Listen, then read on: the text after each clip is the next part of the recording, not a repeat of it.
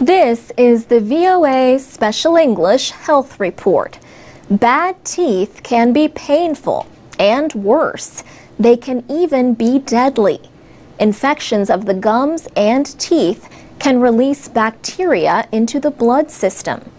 Those bacteria can increase the chances of a heart attack or stroke and worsen the effects of other diseases. And adults are not the only ones at risk. For example, in 2007, doctors in the Washington area said a boy died when a tooth infection spread to his brain. They said it might have been prevented had he received the dental care he needed. He was 12 years old. Experts at the National Institutes of Health say good dental care starts at birth. Breast milk, they say, is the best food for the healthy development of teeth. Breast milk can help slow bacterial growth and acid production in the mouth. But dentists say a baby's gums and early teeth should be cleaned after each feeding. Use a cloth with a little warm water. Do the same if a baby is fed with a bottle. Experts say if you decide to put your baby to sleep with a bottle, only give the child water. When baby teeth begin to appear, you can clean them with a wet toothbrush. Dentists say it is important to find soft toothbrushes made especially for babies and to use them very gently. The use of fluoride to protect teeth is common in many parts of the world. For example, it is often added to drinking water supplies. The fluoride mixes with enamel, the hard surface on teeth, to help prevent holes or cavities from forming. But young children often swallow toothpaste when they brush.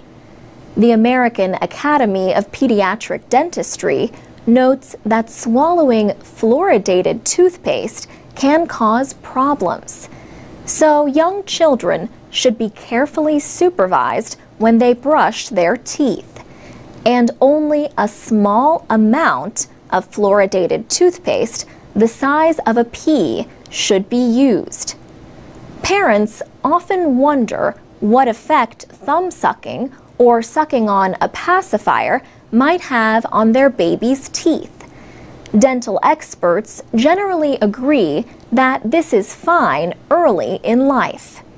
The American Academy of Family Physicians says most children stop sucking their thumb by the age of 4.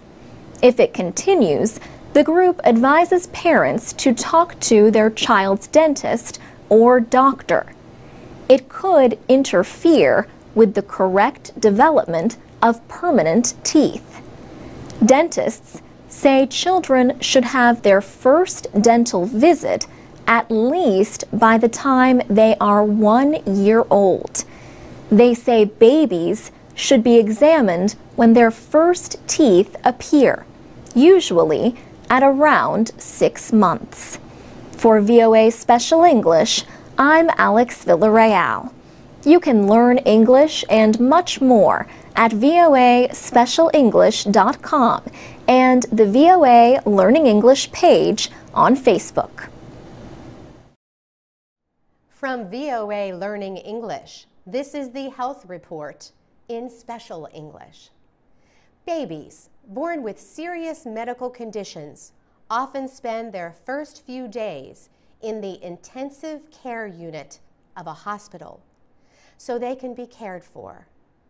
While they are there, medical workers put tape on the babies to hold down tubes and electronic devices.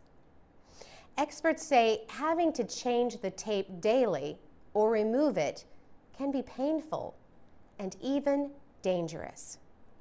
Removing the tape from a baby's sensitive skin can cause injuries, in some cases, even causing the skin to tear. The Massachusetts Institute of Technology says more than 1 million people suffer skin injuries from medical tape removal each year. But now, there is a new kind of medical tape that may end this problem. The new tape is much softer and safer. Dr. Jeff Karp helped create the new tape.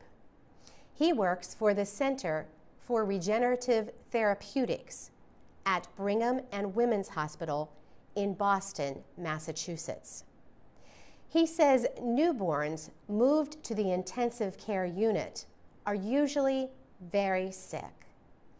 He says medical tape is very important to secure devices to the baby's skin for monitoring. Dr. Karp says this is one of the biggest problems facing hospitals. So he and his team wanted to create a medical tape that could be removed without harming the skin.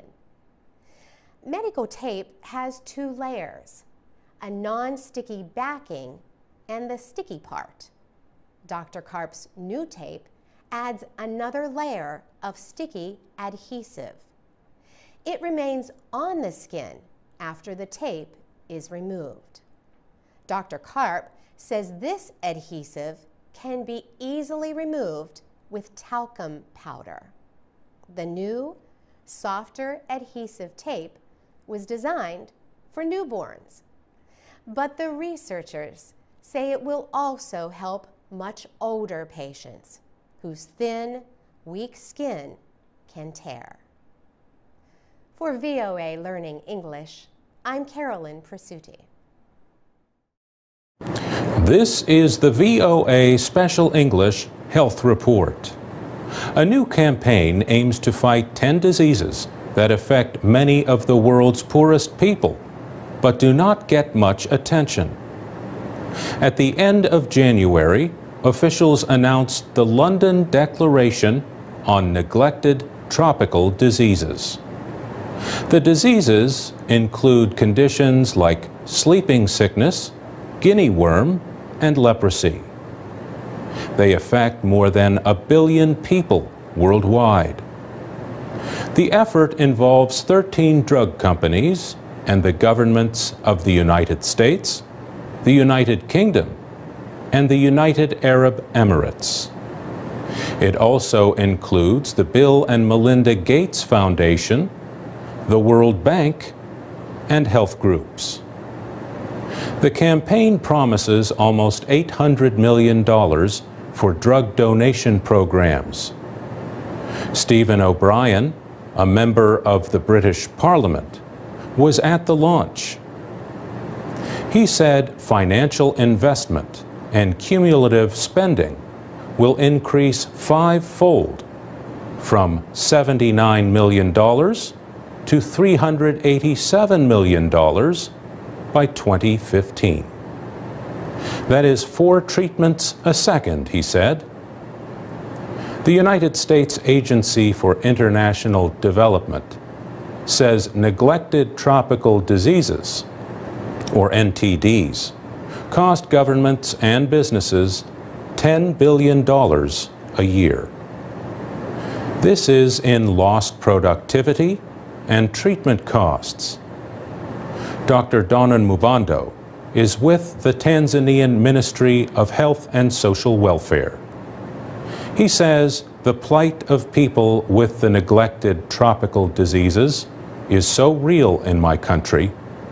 You need to see people with severe itching, lizard skin, which is a manifestation of river blindness. The declaration calls for control or elimination of the 10 diseases by 2020. Margaret Chan, the Director General of the World Health Organization, said, "Just think of the prospect of freeing millions of people, most of them are children and women, so that they could have a healthy and productive life." The Gates Foundation is giving $363 million to the campaign. There have been many campaigns before against these diseases. Dr. Neeraj Mistry of the Global Network for Neglected Tropical Diseases says those earlier efforts were not very effective because access to drugs was limited. He says now, with the increased support, we can actually take the response to NTDs to scale, which means that we can treat more communities and more people. The 13 drug companies have also agreed to share information that could speed up the development of new treatments. For VOA Special English, I'm Mario Ritter. For more health news, along with activities for learning English, go to voaspecialenglish.com.